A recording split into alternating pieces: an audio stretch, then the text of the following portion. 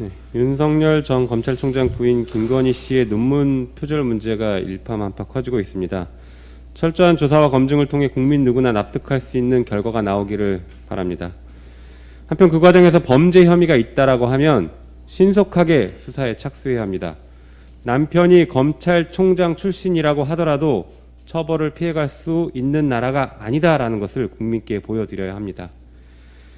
우리 국민 모두가 존엄성을 보호받는 삶을 살 수 있어야 합니다. 며칠 전 서울대학교 청소 노동자께서 건물 내 휴게소에서 사망하는 일이 있었습니다. 고인의 명복을 빕니다. 고인은 병치레도 한 적이 없을 정도로 건강한 상태였기 때문에 더욱 가족들에게 충격을 주었습니다. 남은 가족들은 평소 서울대 측 갑질에 시달렸다라고 토로했습니다. 서울대는 청소 노동자들에게 영어나 한자, 건물의 개관 연도 등을 묻는 시험을 보게 하고 점수가 높지 않으면 공개적으로 망신을 주었다고 합니다. 이는 업무와 전혀 상관없는 과도한 행위입니다. 또한 청소 노동자들이 제초 작업이나 업무에 대한 어려움을 호소하면 임금과 노동시간을 줄이겠다는 식의 압박을 가하고 과한 복장 준수 사항도 있었던 것으로 확인됩니다.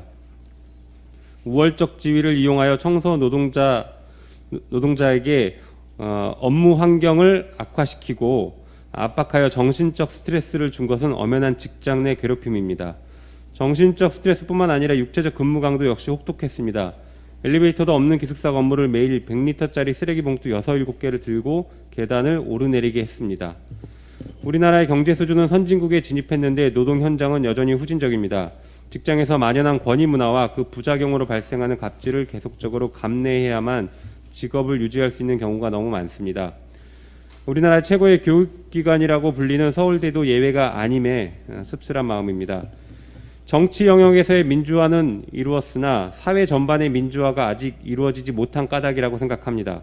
국가 권력을 창출해내는 주권자로서 대등한 관계는 정치 영역을 넘어 주권자들 사이에서도 대등하게 형성되어야 합니다. 나아가 인간의 존엄성은 그 어느 경우에도 훼손될 수 없습니다.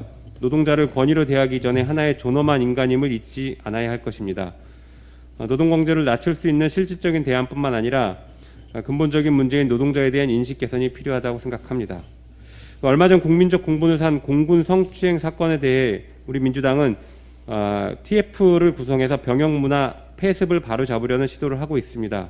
한편 국방부와 군은 피해 발생 시점부터 초동수사를 비롯한 모든 관계자들에 대해서 조사와 수사를 진행하고 있습니다. 유가족과 시민들이 납득하고 이해할 수 있는 수사 결과를 내놓아야 할 것입니다. 이번 피해와 관계된 사람은 지위나 소속을 불문하고 제대로 된 책임을 지게 될 것입니다.